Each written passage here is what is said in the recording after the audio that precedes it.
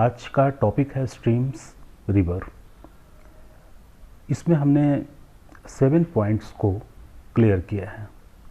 First point है stream क्या है, मतलब नदी क्या होती है। सेकंड, उद्गम स्थान या स्रोत क्या चीज़ होता है। थर्ड, मुख या मुहाना या माउथ क्या कहलाता है। फोर्थ, अफवाह बेसिन या ड्रेनेज बेसिन क्या चीज़ होता है। जल विभाजन मतलब कि वाटर सेट या फिर वाटर डिवाइड क्या चीज़ होती है। नेक्स्ट है अपवाह क्षेत्र क्या चीज़ होता है, जिसको हम कैचमेंट एरिया भी बोलते हैं। और सेवेंथ और लास्ट पॉइंट है स्ट्रीम ऑर्डर, जो कि काफ़ी इम्पोर्टेंट है। तो सबसे पहले हम फर्स्ट पॉइंट को क्लियर करते हैं, स्ट्रीम क्या चीज़ है।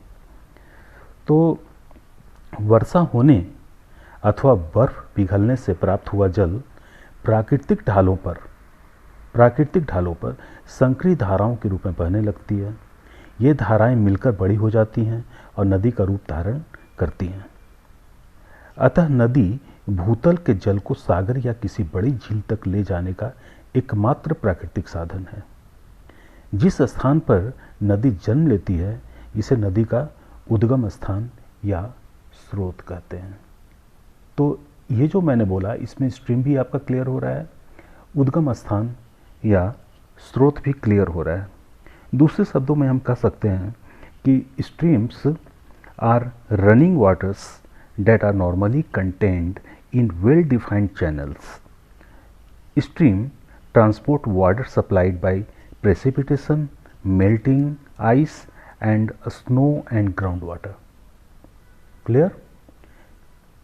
फिर है, जिस मार्ग से नदी की धारा गुजरती है उसे उसकी घाटी कहा जाता है।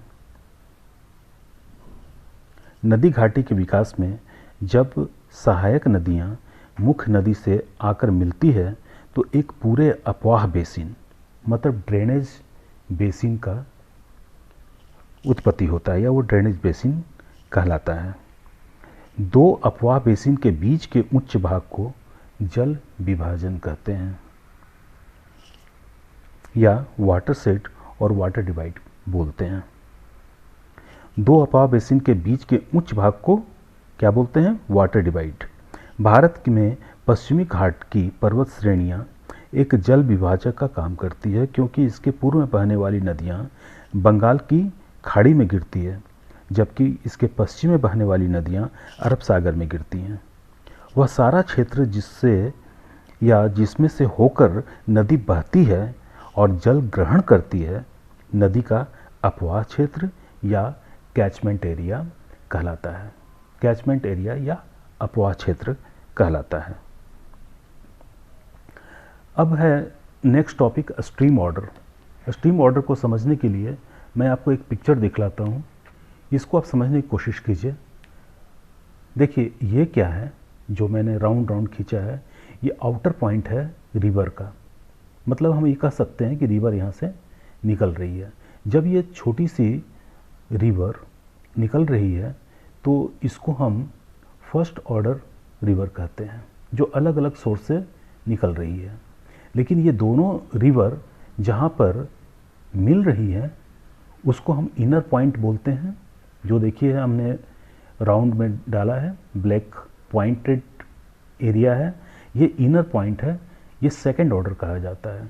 और सेकंड ऑर्डर रिवर जब फर्स्ट ऑर्डर रिवर से मिलती है तो चूंकि सेकंड ऑर्डर फर्स्ट ऑर्डर से बड़ी है, तो इसके आगे भी इसका नाम सेकंड ऑर्डर रिवर ही होगा।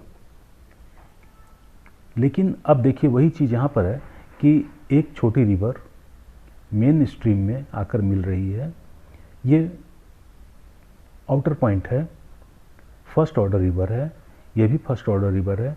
दोनों फर्स्ट ऑर्डर रिवर मिल रही है जिस पॉइंट पर, वहाँ से ये सेकंड ऑर्डर स्टार्ट हो जाएगी। अब देखिए इधर से जो सेकंड ऑर्डर है और इधर से भी सेकंड ऑर्डर है, दोनों आकर के मिल रही है जिस पॉइंट पर, तो उससे वो एक ऑर्डर इंक्रीज करेगी और ये थर्ड ऑर्डर स्ट्रीम कहलाएगी। वही चीज़ आप यहाँ पर भी देख लीजिए, 1 1 2, नाउ 2 और 3 मिल रही है। तो जब यहाँ छोटे ऑर्डर की 2 रिवर थी तो यहाँ आके 2 मिलती थी। अब यही 3 जो है वही आगे प्रोसीड करेगा। फिर 1 3, इसमें दोनों में बड़ा कौन है? 3, यही आगे जाके प्रोसीड करेगा। ये थर्ड ऑर्डर रिवर कहलाता है। तो अब ये समझिए, इसको मैं लैंग्वेज में बता देता हूँ कि the stream network can be thought of as branching tree. Those branches terminating at an outer point are designated first order stream. The junction of the two of these will produce a second order streams. Two second order streams will combine to form a third order stream. 2 third streams, and so on until the root of stream mouth is reached. जब तक ये नदी अपना mouth नहीं बना लेती है तब तक यही प्रोसेस चलता रहता है। यहाँ पर देखिए, मैंने इंडेक्स में मैंने बना दिया है कि ये आउटर पॉइंट क्या है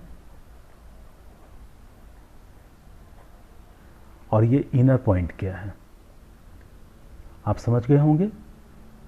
आप इसको 1-2 बार और ध्यान से सुनिए, समझने की कोशिश कीजिए। धन्यवाद। Thank you very much.